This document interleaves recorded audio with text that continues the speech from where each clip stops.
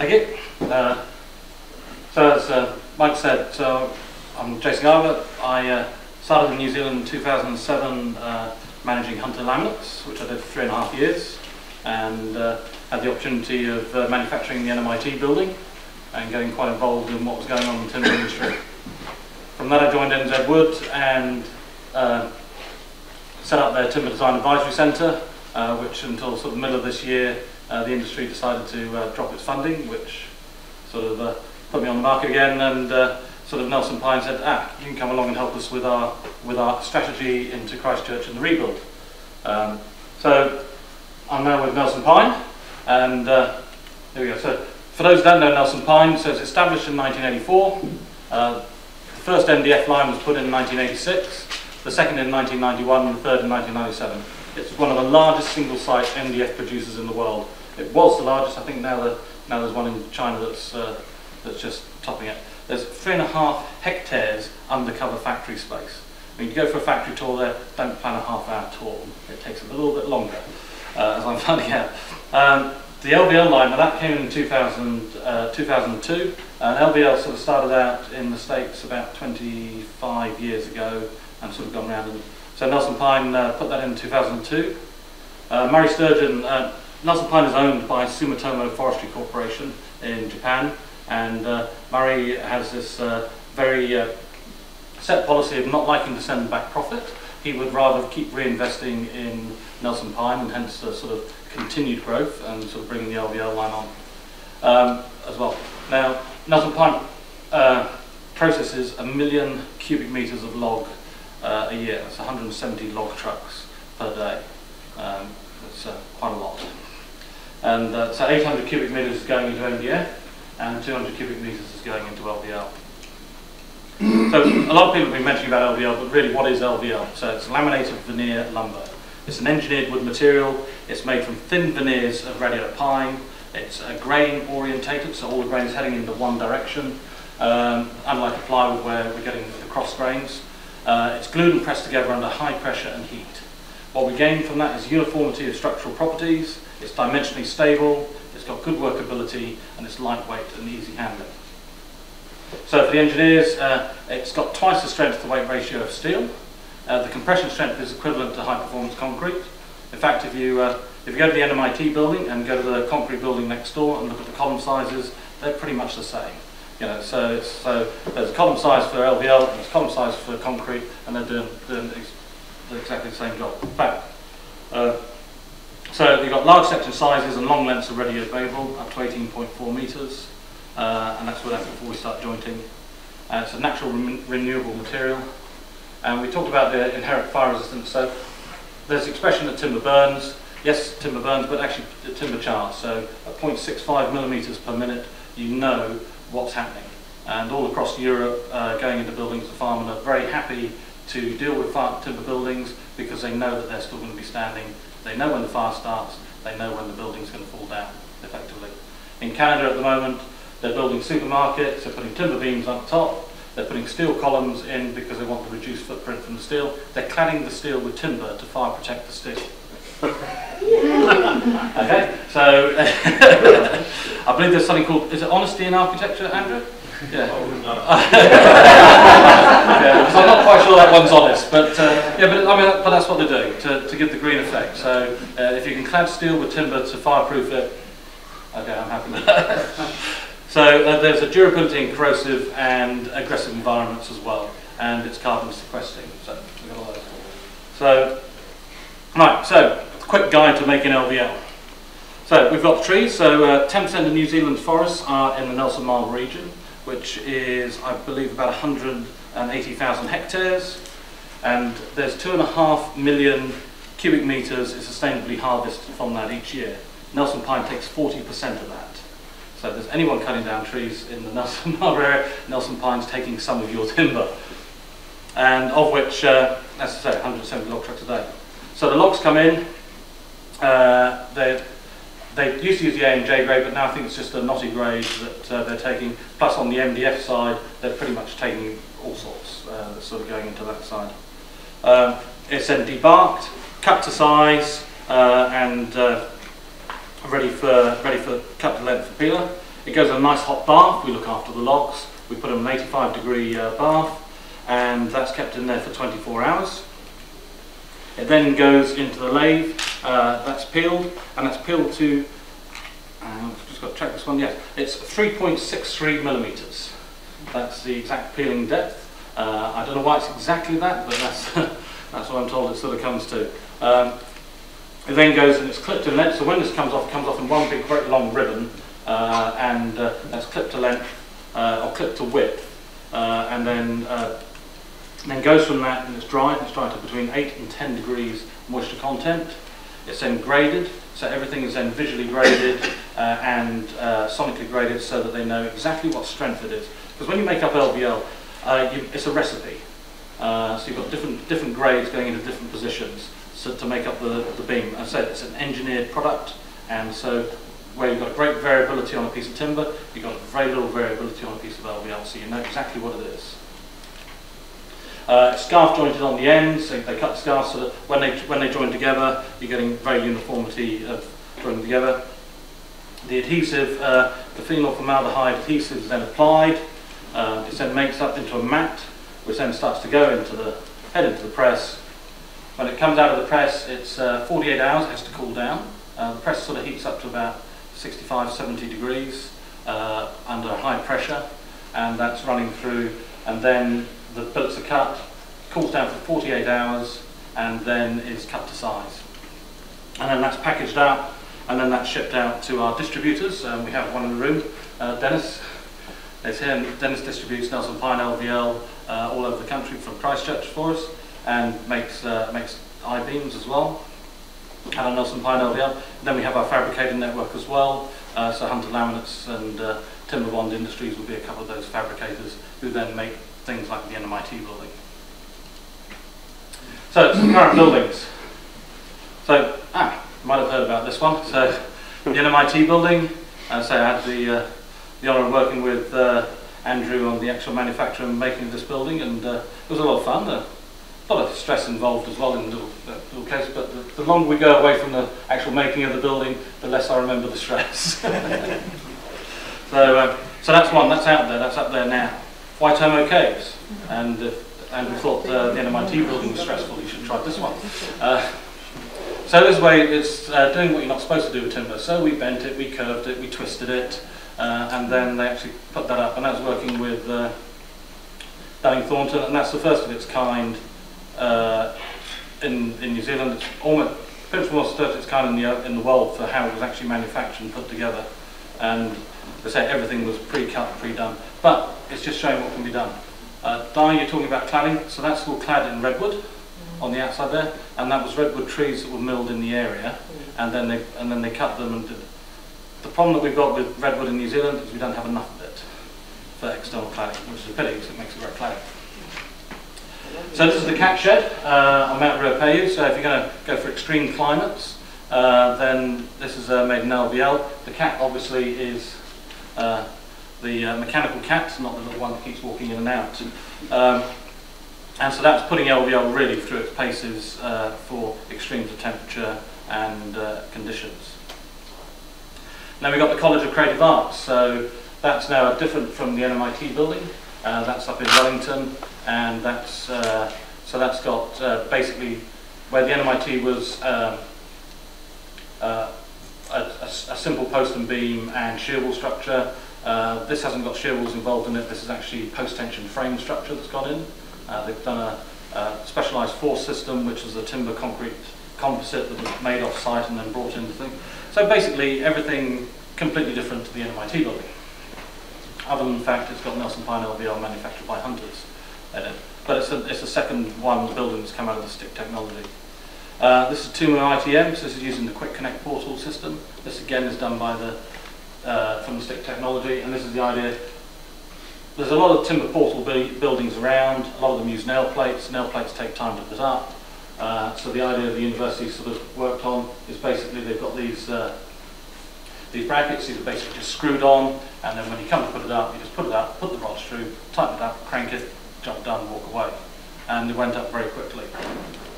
We've got the WIT, so the Wairaki Institute of Technology, the Waipa Mill building, designed out of Nelson. Architecturally designed by Darrell Church Architects in Rotorua.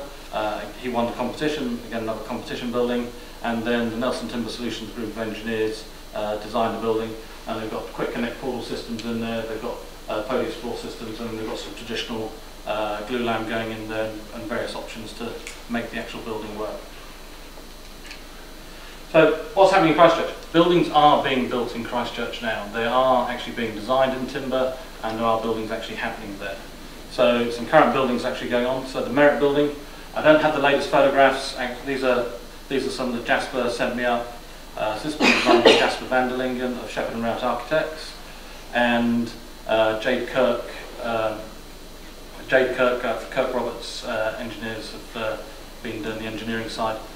And this is a fully post-tensioned frame system. The frames are now up. It's near Knox Church, so if anyone's driving around there, it's currently the most photographed building in Christchurch. Everyone is sneaking around having a look. And I think it was just, did they just do something on Campbell Live on that recently? Yeah. So that building's there, it's being built, it's happening now. St Elmo's Court, that is currently, this is a hybrid. So what they've done is they've got concrete, I said it's a 5-storey, it's actually 7-storey, it's got a basement car park, and it's got a little boardroom and stuff heading up on top. But it's a concrete building with post-tensioned damage avoidance design system, with all the beams are in timber, but the columns are in concrete. Part of the reason they did this was to look at the compression joints between the timber and the concrete, and it's safe putting steel in there because they're already using the concrete beams, columns. Who designed? Rick Parocco, he's the architect, and then Grant Wilkinson of Ruamoko is the engineers, and he's working with Chris. He's currently doing his PhD at Canterbury University, and he works for Grant for Ruamoko part-time. So the Epic Centre, and this is in Glulam. This is actually up and built, and I would show you the latest photographs, but actually the pictures look, in part built, look far better than the metal cladding that's on the outside that was mentioned earlier. Yes, I think they could have done better. And say Trimble building, that one's actually, groundworks are in place at the moment, going on this one. There are others. We're talking to architects, to engineers down there. There's others under, there's some amount of non-disclosure agreements running around in Christchurch. I've never sort of come across so many bits of paper with my signature on that. But so there's a lot of things happening down there around that. So what are Nelson Pine doing in Christchurch? Well, I'm down there as part of it, and we're talking to the architects and engineers. We're trying to get through the barrels of red tape. We are working with clients. We're working with Stick on sort of taking this forward and promoting the timber buildings. But as much as anything, we're promoting the timber supply chain. It's an early involvement because there are bottlenecks, and I'll talk about those in a second. But so we're actually sort of trying to keep things sort of flowing forward all the time. So some things that sort of been involved with recently, we've been working with the Ministry of Primary Industries and Minister Nathan Guy. I was contacted about that and what was happening in the timber buildings, and we started setting up. So he came down to Nelson for a visit, so we went to the NMIT building, we went to XLAM, and saw a photograph earlier while we were there, and it's good timing because your first floor piece was out of the press. Went into Hunter Laminates, went to the TNL Freighting Depot, which is next to Nelson Pine, and went through Nelson Pine Industries. So giving you a real feel for what's available from the Nelson, the sort of Nelson area that's actually just being produced there. Then 2 weeks ago, we took him down to Christchurch, met with him down there, and took him to three actual projects. So one in the planning stage, which is we're going out to tender in about a week's time. Then we went through one actually in the tender stage, that was St Elmo's, and he met with the clients on site. So he got a real feel for what was going on, the problems that they've had, where they saw the issues, and then one actually in construction that was going to the Merit building. Then in conjunction with Cutter Holt Stick, we then hosted a lunch where we got along some key major architects, and these are the ones that we haven't already met during the day for the other 3 visits. So we got the other architects along, and then we got the major construction companies along as well, and we just had a very informal lunch. and sort of question and answer session and things like that going on, just to sort of show the support that timber is getting from the government that's coming in there. And one of the things around this is export growth. That is what the government is behind.